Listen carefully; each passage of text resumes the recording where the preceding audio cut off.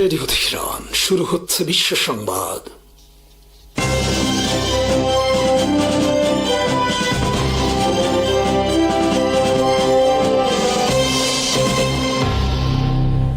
শুরুতেই সংবাদ শিরোনাম। আসসালামু আলাইকুম। হিজবুল্লাহর কাছে পরাজয় ইসরায়েলকে মনে রাখতে হবে। যে কোনো যুদ্ধবিরতি লঙ্ঘনে সেনাবাহিনী জবাব দেবে। লেবাননের নিরাপত্তায় পাশে থাকবে যুক্তরাষ্ট্র এবং হিজবুল্লাহ কখনো আত্মসমর্পণ করবে না এবং শত্রুর দেখানো মৃত্যু ভয় তাদের দমাতে পারবে না বলে ঘোষণা দিয়েছেন সংগঠনটির মহাসচিব Sheikh Naim Qassem. Islamic Revolutionary Guard কর্পসের কুদস ফোর্সের কমান্ডার ইসমাইল কানি ইসরায়েলকে লেবাননের হিজবুল্লাহর বিরুদ্ধে সাম্প্রতিক ব্যর্থতা থেকে শিক্ষা নেওয়ার আহ্বান জানিয়ে সতর্কবার্তা দিয়েছেন। শুক্রবার রাতে সামাজিক যোগাযোগ মাধ্যমে এক্সে দিয়ে এক পোস্টে তিনি বলেন, গাজাও তার বন্যা সৃষ্টি করতে পারে। যখন আমরা বলেছিলাম হিজবুল্লাহর কাছে মিরসাদ ড্রোন রয়েছে, তখন তোমরা গুরুত্ব দাওনি এবং ফাঁদে পড়েছিলে। শতাধিক হতাহতের দায় কে নেবে? তিনি আরো বলেন, গাজাও তার ঝড় সৃষ্টি করবে। যদি তোমরা রাজনীতিকদের ইচ্ছা মতো পদক্ষেপ নাও, তাহলে সেই ঝড়ের মধ্যে আটকা পড়বে। সতর্ক হও। মিরসাদ হিজবুল্লাহর ব্যবহৃত একটি ছোট গোয়েন্দা ড্রোন, যা 1988 সালে ইরানের একটি সামরিক অভিযানের নাম হিসেবেও পরিচিত। সম্প্রতি হিজবুল্লাহর একটি ড্রোন হামলায় ইসরায়েলি সেনা আলেকজান্ডার ফিলিন নিহত এবং আরও 7 সেনা আহত হওয়ার কথা ইসরায়েলি সেনাবাহিনী জানিয়েছে। এছাড়া পৃথক এক হামলায় রাস্তার পাশে পেতে রাখা বোমার বিস্ফোরণে আরও 4 সেনা আহত হয়, যাদের মধ্যে 2 জনের অবস্থা আশঙ্কাজনক বলে জানিয়েছে ইসরায়েলি গণমাধ্যম। সাম্প্রতিক সময়ে লেবাননের দখলকৃত এলাকায় অবস্থানরত ইসরায়েলি বাহিনীর বিরুদ্ধে হিজবুল্লাহ তাদের সামরিক অভিযান জোরদার করেছে। সংগঠনটির মহাসচিব শেখ নাইম কাসেম বলেছেন, আমরা মৃত্যুকে ভয় করি না এবং এটি বিজয়ের অন্যতম ভিত্তি। শত্রু যখন অস্ত্র নিয়ে আমাদের মোকাবেলা করে, তখন আমরাও অস্ত্র দিয়েই জবাব দিই। তিনি আরো বলেন, দখলদারিত্ব প্রত্যাখ্যানের প্রতিটি পদক্ষেপই এক ধরনের বিজয়। এদিকে ইরানের প্রেসিডেন্ট মাসুদ পেজেশকিয়ান ও মার্কিন প্রেসিডেন্ট ডোনাল্ড ট্রাম্পের মধ্যে স্বাক্ষরিত সমঝোতা স্মারকের পরও লেবানন সীমান্তে যুদ্ধবিরতি লঙ্ঘন অব্যাহত রেখেছে ইসরায়েল। শত্রুপক্ষের পক্ষ থেকে যে কোনো ধরনের প্রতিশ্রুতি লঙ্ঘন বা আগ্রাসনের ঘটনা ঘটলে দেশের নিরাপত্তা, মর্যাদা ও জাতীয় স্বার্থ রক্ষায় পূর্ণ প্রস্তুত থাকার ঘোষণা দিয়েছে ইসলামী প্রজাতন্ত্র ইরানের সেনাবাহিনী। শুক্রবার প্রকাশিত এক বিবৃতিতে বাহিনীটি জানায়, ইরানি জনগণের সাহসী প্রতিরোধ, সশস্ত্র বাহিনীর আত্মত্যাগ ও নিষ্ঠা, সরকারের দায়িত্বশীল ভূমিকা এবং তৃতীয় আরোপিত যুদ্ধের সময় শহীদ নেতার দূরদর্শী উদ্যোগ ও ইসলামী বিপ্লবের সর্বোচ্চ নেতার কৌশলগত নির্দেশনা শত্রুকে ইরানের মহান জাতির শক্তিকে স্বীকার করতে বাধ্য করেছে এবং শেষ পর্যন্ত যুদ্ধবিরতি ও পারস্পরিক বোঝাপড়ার পথ অনুসরণে উদ্বুদ্ধ করেছে। বিবৃতিতে আরো বলা হয়, মহান আল্লাহর অসীম শক্তির উপর নির্ভর করে মর্যাদা রক্ষা ও অন্যায়ের বিরুদ্ধে প্রতিরোধের গভীর সাংস্কৃতিক ঐতিহ্য এবং সশস্ত্র বাহিনীর সর্বাধিনায়কের প্রজ্ঞাপূর্ণ ও দূরদর্শী নেতৃত্বের আলোকে ইরান তার জনগণের বৈধ অধিকার ও প্রতিরোধ অক্ষের স্বার্থ রক্ষায় অটল রয়েছে। এ লক্ষ্য বাস্তবায়নে সশস্ত্র বাহিনীর সক্ষমতা এবং দেশের কর্মকর্তাদের নীতিনিষ্ঠ কূটনৈতিক প্রচেষ্টা সমানভাবে গুরুত্বপূর্ণ ভূমিকা পালন করছে বলে উল্লেখ করা হয়। সেনাবাহিনীর ভাষ্য অনুযায়ী জাতীয় ঐক্য, পারস্পরিক সহমর্মিতা এবং জনগণের সংহতির শক্তিকে কাজে লাগিয়ে ইসলামী ইরান ভবিষ্যতেও উন্নয়ন ও অগ্রগতির পথে এগিয়ে যাবে। একই সঙ্গে বিবৃতিতে সতর্ক করে বলা হয়, কোনো পক্ষ যদি পূর্ববর্তী সমঝোতা বা অঙ্গীকার ভঙ্গ করে এবং ইরানের নিরাপত্তা বা জাতীয় স্বার্থের বিরুদ্ধে পদক্ষেপ নেয়, তাহলে সশস্ত্র বাহিনী দৃঢ় ও কার্যকর প্রতিক্রিয়া জানাতে প্রস্তুত রয়েছে। সেনাবাহিনী জোর দিয়ে জানায়, দেশের স্বাধীনতা, সার্বভৌমত্ব এবং জনগণের মর্যাদা রক্ষার প্রশ্নে তারা কখনো আপোষ করবে না এবং প্রয়োজনে সর্বোচ্চ ত্যাগ স্বীকার করেও জাতির স্বার্থ রক্ষায় অটল থাকবে। যুক্তরাষ্ট্রের পররাষ্ট্রমন্ত্রী মার্কো রুবিও ও লেবাননের প্রেসিডেন্ট জোসেফ আউনের মধ্যে শুক্রবার অনুষ্ঠিত এক টেলিফোন আলাপে ওয়াশিংটন আবারও লেবাননের প্রতি তাদের সমর্থনের কথা পুনর্ব্যক্ত করেছে। আনাদুলু এজেন্সির প্রতিবেদনে বলা হয়, সাম্প্রতিক আঞ্চলিক পরিস্থিতি ও লেবাননের বর্তমান অবস্থা নিয়ে দুই নেতা আলোচনা করেন। লেবাননের প্রেসিডেন্টের কার্যালয়ের এক বিবৃতিতে জানানো হয়, রুবিও জোর দিয়ে বলেন যে যুক্তরাষ্ট্র লেবাননের পাশে রয়েছে এবং দেশটিতে নিরাপত্তা ও স্থিতিশীলতা প্রতিষ্ঠার জন্য কাজ চালিয়ে যাবে। একই সঙ্গে তিনি লেবাননের পুরো ভূখণ্ডে রাষ্ট্রীয় কর্তৃত্ব প্রতিষ্ঠা এবং দেশটির বৈধ রাজনৈতিক, নিরাপত্তা ও সামরিক প্রতিষ্ঠান, বিশেষ করে সেনাবাহিনীকে সমর্থন অব্যাহত রাখার প্রতিশ্রুতি দেন। এদিকে প্রেসিডেন্ট জোসেফ আউন লেবাননের প্রতি যুক্তরাষ্ট্রের সমর্থনের জন্য কৃতজ্ঞতা প্রকাশ করেন এবং লেবাননের ভূখণ্ডে ইসরায়েলি হামলা বন্ধে একটি পূর্ণাঙ্গ যুদ্ধবিরতির প্রয়োজনীয়তার উপর গুরুত্ব আরোপ করেন।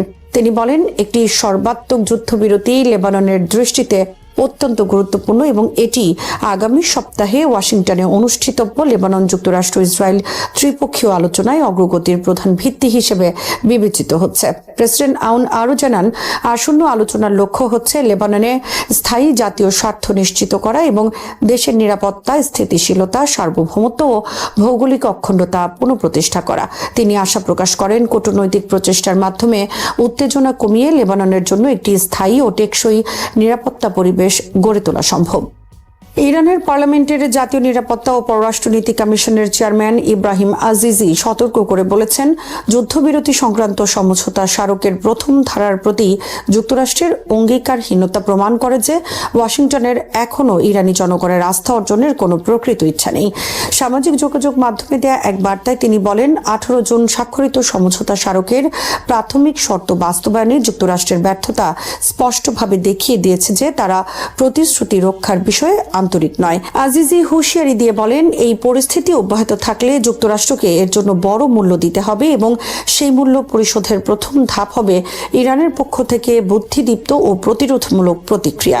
তিনি আরও বলেন, আমরা দৃঢ়ভাবে আমাদের অবস্থানে অটল রয়েছি।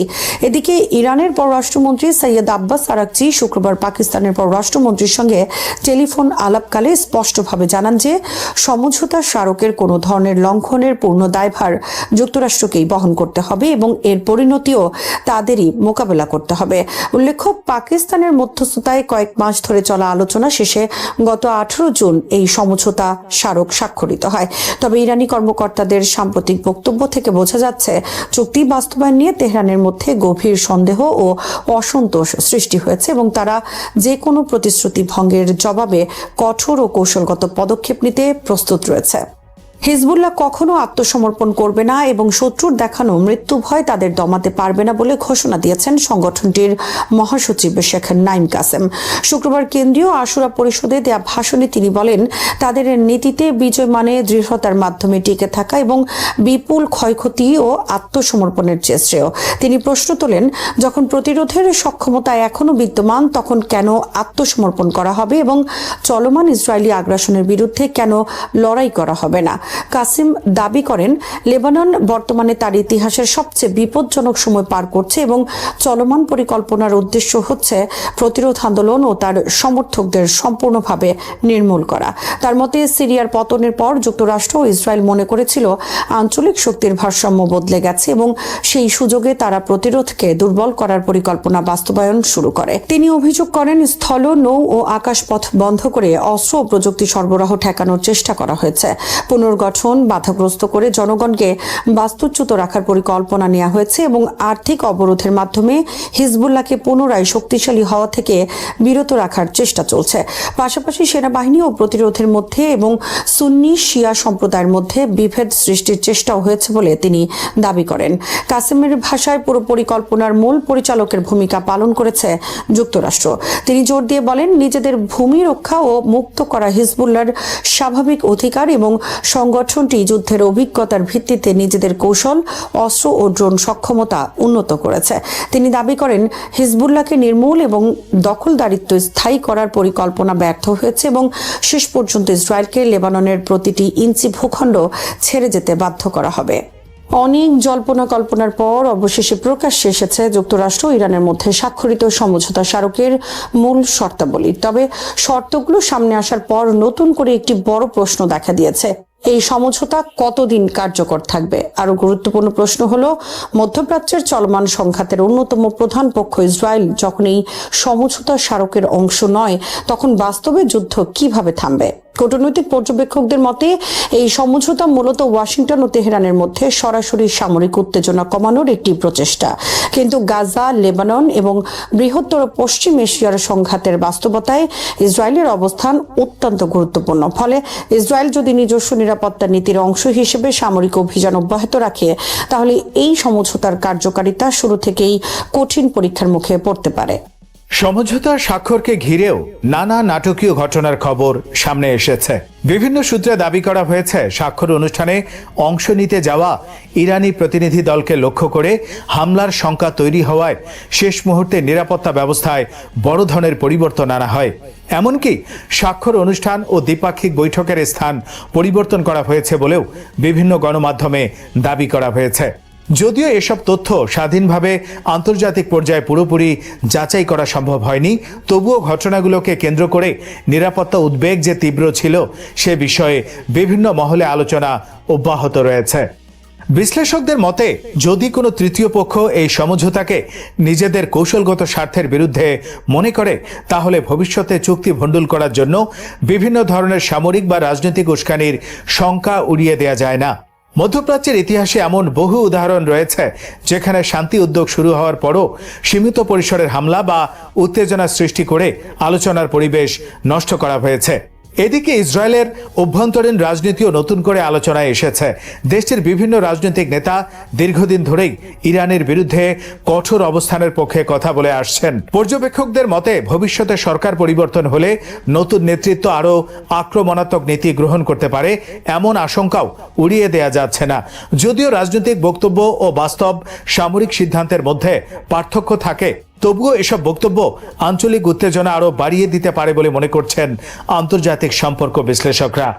অন্যদিকে যুক্তরাষ্ট্র স্পষ্টভাবে এমন একটি অবস্থানে রয়েছে যেখানে তারা একদিকে ইসরায়েলের নিরাপত্তা নিশ্চিত করতে চায়, অন্যদিকে মধ্যপ্রাচ্যে নতুন করে দীর্ঘমেয়াদী যুদ্ধে জড়িয়ে পড়তেও আগ্রহী নয়। সাম্প্রতিক বছরগুলোতে মার্কিন অর্থনীতি, প্রতিরক্ষা ব্যয় এবং বৈশ্বিক প্রতিযোগিতার বাস্তবতা ওয়াশিংটনকে আরও সতর্ক নীতি গ্রহণে বাধ্য করেছে বলে মনে করা হচ্ছে।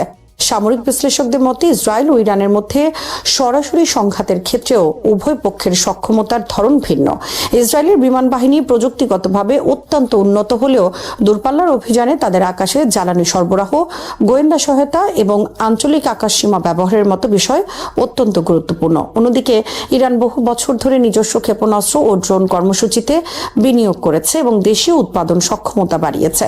ফলে দুই দেশের সামরিক কৌশল সম্পূর্ণ ভিন্ন ধরনের। তবে সামরিক বিশেষজ্ঞরা মনে করেন আধুনিক যুদ্ধ কেবল ক্ষেপণাস্ত্র বা যুদ্ধ বিমানের উপর নির্ভর করে না। দীর্ঘমেয়াদে সংঘাত পরিচালনার জন্য অর্থনীতি, শিল্প উৎপাদন, সরবরাহ ব্যবস্থা, আন্তর্জাতিক সমর্থন এবং অভ্যন্তরীণ রাজনৈতিক স্থিতিশীলতাও সমানভাবে গুরুত্বপূর্ণ।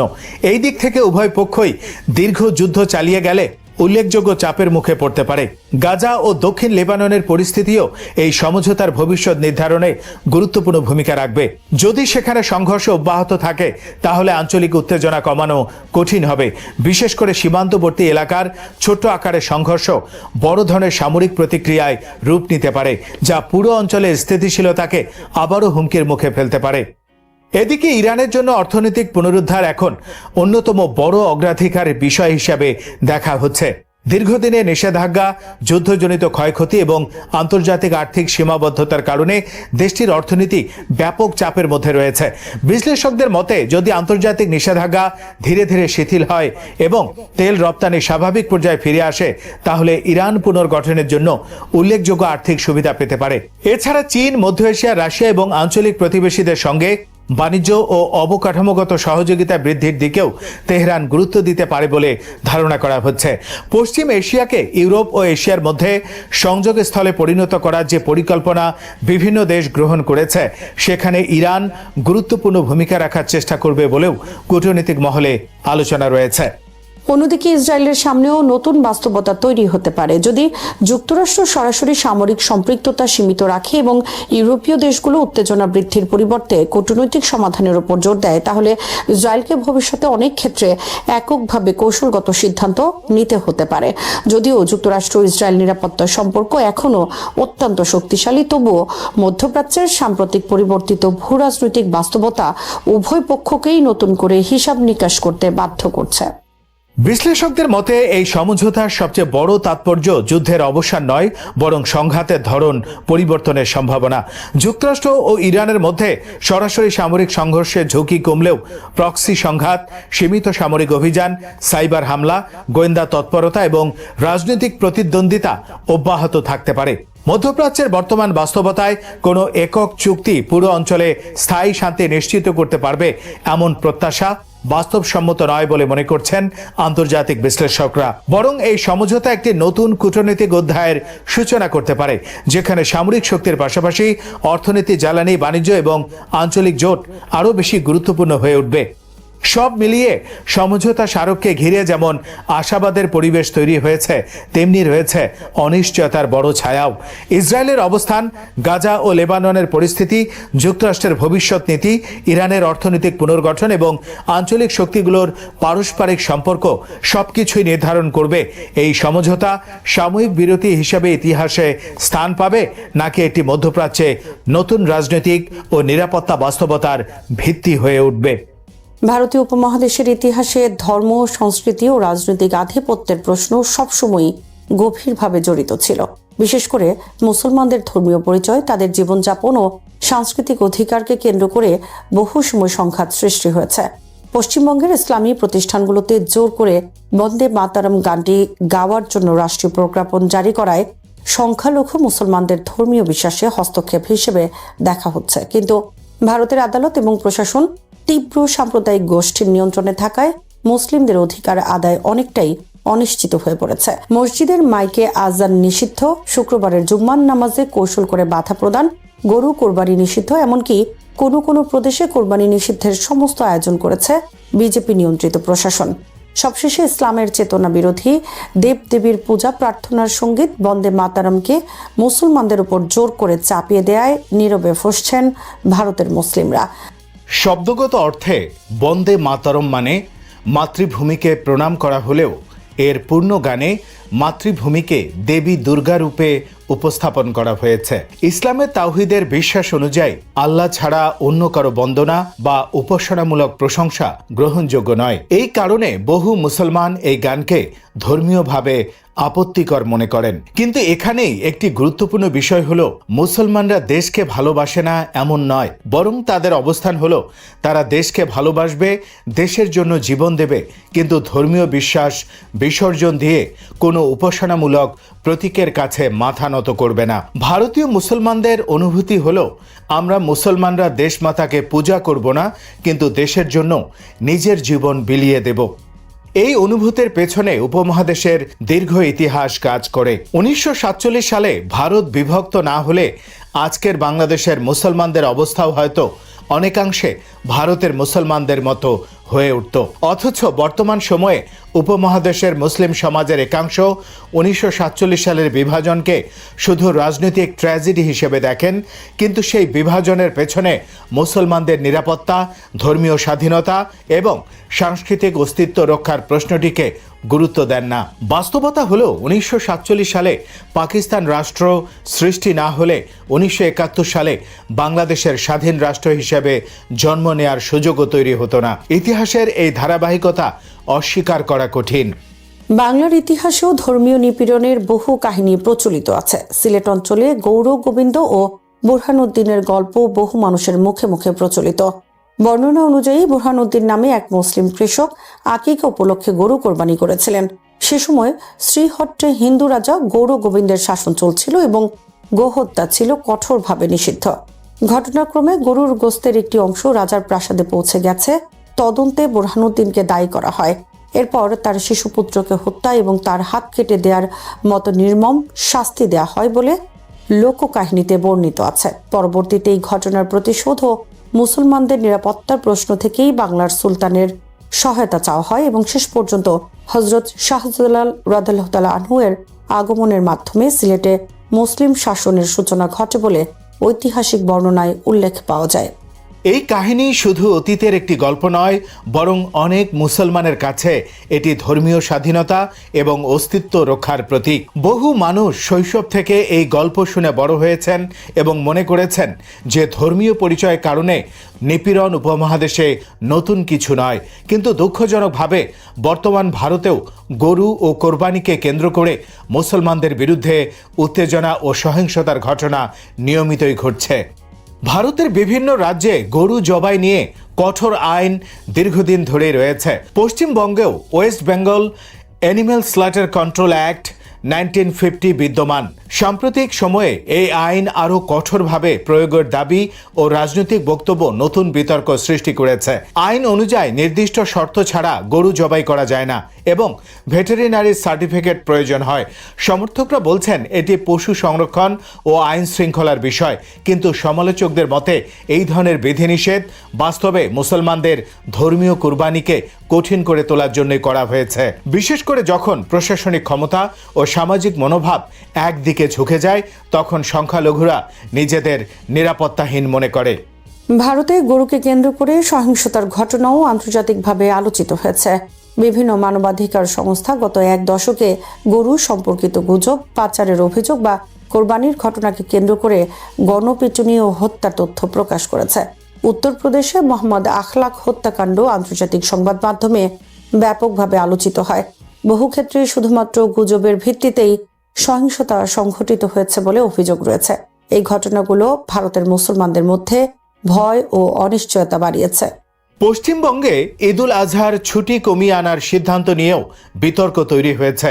নতুন প্রশাসন এটিকে সরকারি শৃঙ্খলা ও কেন্দ্রীয় তালিকার সঙ্গে সামঞ্জস্য আনার উদ্যোগ হিসেবে ব্যাখ্যা করেছে। অন্যদিকে সমালোচকরা মনে করছেন সংখ্যালঘুদের ধর্মীয় অনুভূতির প্রতি সংবেদনশীলতার অভাব থেকেই এই ধরনের সিদ্ধান্ত আসছে। একই সঙ্গে প্রশ্ন উঠেছে, যদি প্রশাসনিক সংস্কারের নামে মুসলমানদের ধর্মীয় উৎসবের ছুটি কমানো যায় তাহলে ভবিষ্যতে সংখ্যাগরিষ্ঠ সম্প্রদায়ের দীর্ঘ ধর্মীয় ছুটির ক্ষেত্রেও কি একই নীতি প্রযোজ্য হবে? এখানে গুরুত্বপূর্ণ বিষয় হলো ভারত একটি বহু ধর্মীয় ও বহু জাতিক রাষ্ট্র। এই রাষ্ট্রের শক্তি তার বৈচিত্র্যে, কিন্তু যখন কোনো সম্প্রদায় বারবার নিজেদের দেশপ্রেম প্রমাণ করতে বাধ্য হয় তখন তা সামাজিক আস্থার সংকট তৈরি করে। ভারতীয় মুসলমানরা স্বাধীনতা সংগ্রাম থেকে শুরু করে রাষ্ট্র নির্মাণ পর্যন্ত প্রতিটি পর্যায়ে অবদান রেখেছেন। তারপরও তাদের একটি অংশের মধ্যে এই অনুভূতি তৈরি হয়েছে যে তাদের ধর্মীয় পরিচয় যেন তাদের সন্দেহের কারণ হয়ে দাঁড়িয়েছে। রাজনৈতিক বিশ্লেষকদের একাংশ মনে করেন, পরিচয় ভিত্তিক রাজনীতি যখন তীব্র হয় তখন প্রথম আঘাত আসে সংস্কৃতি ও জীবনযাপনের ওপর। কোনো জনগোষ্ঠীর খাদ্যাভ্যাস, পোশাক, ভাষা বা ধর্মীয় অনুশীলনকে ধীরে ধীরে প্রশ্নবিদ্ধ করা হয়। এরপর আইনি ও সামাজিক চাপের মাধ্যমে তাদের প্রান্তিক করে তোলার প্রবণতা দেখা যায়। ইতিহাসে বহু সংঘাত ও গণহত্যার পূর্বে এমন প্রবণতা দেখা গেছে বলেও গবেষকরা উল্লেখ করেন। তবে একই সঙ্গে এটাও সত্য যে ভারতের রাজনৈতিক বাস্তবতা অত্যন্ত জটিল এবং দেশটির সংবিধান এখনও ধর্মীয় স্বাধীনতা এবং গণতান্ত্রিক অধিকারের নিশ্চয়তা দেয়। কিন্তু হিন্দুত্ববাদের উত্থান সংখ্যালঘুদের নিরাপত্তা ও বিশ্বাসকে ক্রমাগত আতঙ্কিত করে তুলছে। মুসলমানদের মধ্যে উদ্বেগ ক্রমাগত বাড়ছে। গরু কোরবানি, আজান, হিজাব কিংবা নাগরিকত্বের প্রশ্ন, এসব ইস্যুতে বারবার উত্তেজনা তৈরি হওয়ায় তারা নিজেদের সাংস্কৃতিক ও ধর্মীয় ভবিষ্যৎ নিয়ে চিন্তিত। ইতিহাস তাদের মনে করিয়ে দেয়, কোনো সমাজে যখন একটি জনগোষ্ঠীকে ক্রমাগত অন্য হিসেবে চিহ্নিত করা হয় তখন সামাজিক বিভাজন আরও গভীর হয়। একটি দেশের বৃহৎ অংশ যখন সেই দেশের অন্য ধর্মের ক্ষুদ্র গোষ্ঠীকে ক্রমাগত আক্রমণের শিকার বানায় তখন আইনের শাসন আর ন্যায় বিচার বলে কোনো কিছুই আর অবশিষ্ট থাকে না। এই বাস্তবতায় সবচেয়ে প্রয়োজন পারস্পরিক শ্রদ্ধাবোধ, সাংবিধানিক ন্যায় বিচার এবং ধর্মীয় স্বাধীনতার প্রতি আন্তরিক সম্মান। উপমহাদেশের বহু রক্তপাত, বিভাজন ও প্রতিশোধের সাক্ষী। সেই ইতিহাস থেকে শিক্ষা নেওয়ার অর্থ নতুন বিভাজন তৈরি করা নয়, বরং এমন একটি সমাজ গঠন করা যেখানে কেউই নিজের ধর্মীয় পরিচয়ের কারণে ভয় পাবে না, আবার অন্যের বিশ্বাসকেও অপমান করবে না। মুসলমানদের জন্য কোরবানি যেমন ধর্মীয় অধিকার, তেমনি অন্য সম্প্রদায়ের ধর্মীয় অনুভূতিকেও সম্মান করতে হবে। রাষ্ট্রের দায়িত্ব এমন এক ভারসাম্য রক্ষা করা যাতে কোনো সম্প্রদায় নিজেকে দ্বিতীয় শ্রেণীর নাগরিক মনে না করে।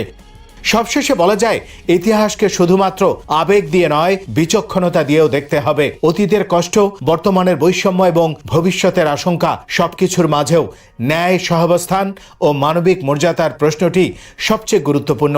কারণ কোনো সমাজ তখনই টিকে থাকে যেখানে মানুষের ধর্মীয় পরিচয়ের চেয়ে নাগরিক অধিকার ও মানবিক মর্যাদা বেশি মূল্য পায়। শ্রোতা বন্ধুরা, বিশ্ব সংবাদে এই ছিল আমাদের সর্বশেষ আয়োজন। সঙ্গে থাকার জন্য আপনাদের সবাইকে অসংখ্য ধন্যবাদ।